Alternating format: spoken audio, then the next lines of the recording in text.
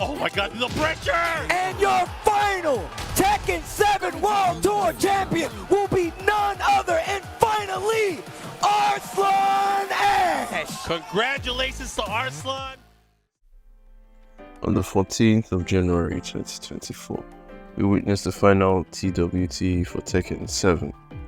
It was a very bittersweet moment in the sense that it was fun, it was a great aura, the tournament was hyped, there were so many great, crazy, insane moments, there was so much drama, so many ups and downs, so many surprise character picks, people beating people we didn't think they would beat.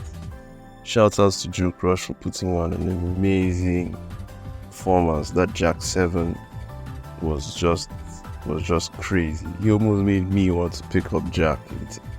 Almost. But nah, there are too many characters I already want to play adding Jack. And it's not too much. Be stretching it. But all in all, it was a great tournament. Shout outs to Arslan for winning. He's had a good run last year, winning Evo Japan, then winning Evo Las Vegas, then winning the TWT finals for Tekken 7. It's crazy. It was crazy. And his match with Ulsan in the winners finals had to have been one of my favorite sets in the whole TWT finals. It was awesome. And also Ulsan's match with Cherry Berryman with the losers finals was also a good watch. The whole tournament was great.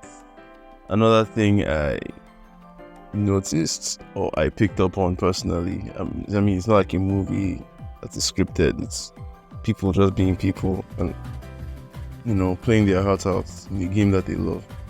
Something I did observe that was Knee during the top 8 when he came up on stage. He did the taunt pull, like the Brian taunt pulls. He puts up one knee, everybody was hyped. I think he also did that when they were awarding all the players in the top 8 with their medals, and it was just fun to watch. And then in that top 8, during his fight with Rang Chu, he just went straight to Brian. And Markman kept talking about how it looked like Nee was playing like his old self, not strictly just being methodical with the jab and the spacing and the locking down of the opponent's offense and trying to check whatever habits they have with his movement and his jab.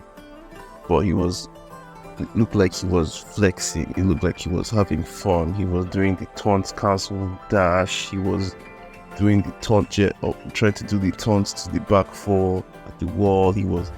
His Brian was just going crazy. And watching the TWT finals, seeing them award players in the top 8, seeing John Ding have fun, Posey doing the Eddie Capoeira pose after Eddie got revealed when he was called up to play. Just seeing all that, and then finally seeing Arslan get his trophy, it made me realize and understand why Rip and Spag were so emotional about, not in a bad way, but clearly they felt some type of way about not being able to commentate in this final, in this title. But me being in group chats with some of my friends, because we have a group chats for like the FGC in my part of the country for Tekken specifically. So seeing all of us talk about it, how okay, some of us will say, we're going to uninstall Tekken 7 now, we'll start, create space on our hard drives for Tekken 8. It made me realize how much time I had invested in Tekken 7. Time I was one of the better players. Not that we were that good anyway. We were scrubbed as far as I'm concerned. Back in like 2019, we didn't even know I didn't know what frame data was then. I used to hear people talk about frames. It never made sense to me. I didn't really understand what frame data was and all that till the frame data actually became a feature in Tekken 8 and punishment, in Tekken 7, and punishment training became a feature in Tekken 7. All of a sudden, a lot of things started making sense.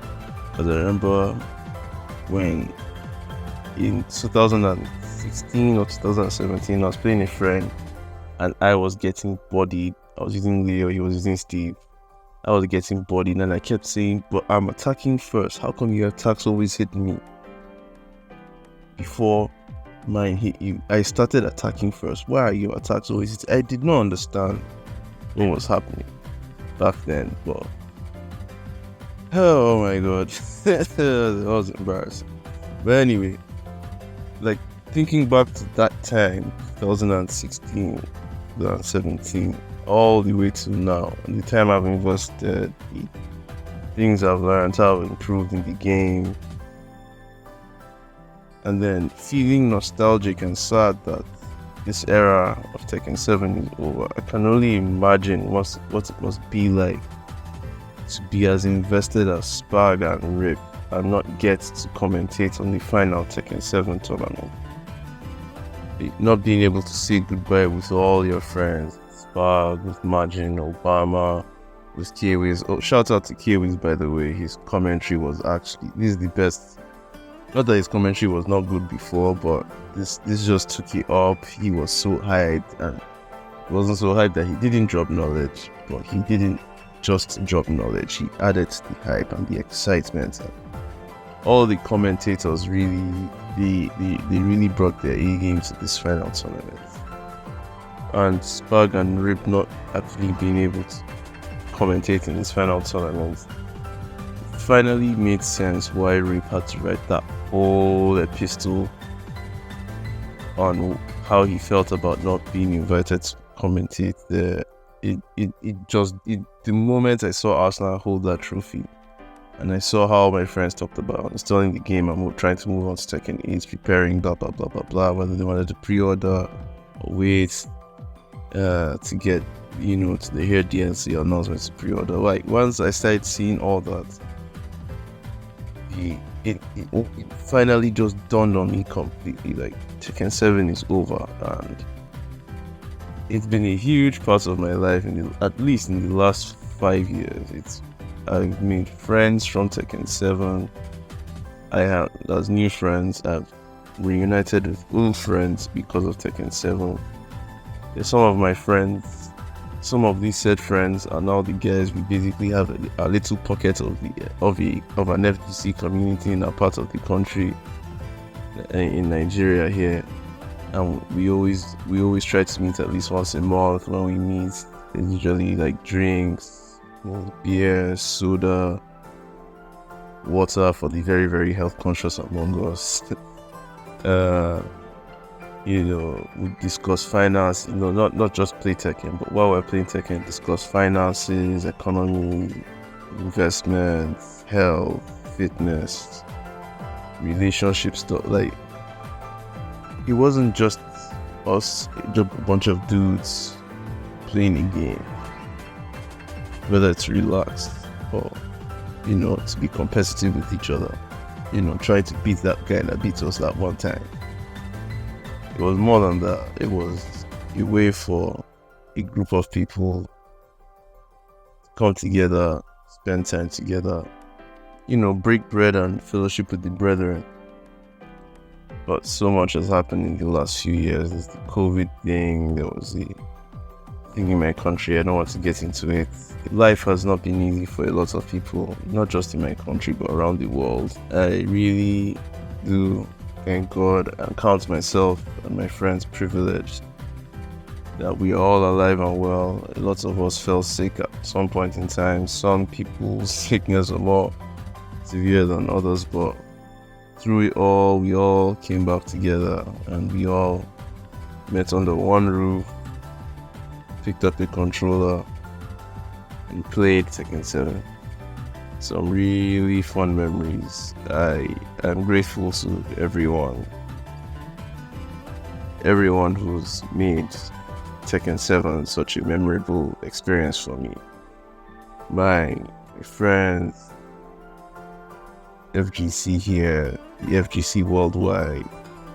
It's weird feeling nostalgic about something that that is still there. I can actually just load up the game on my laptop and play it right now.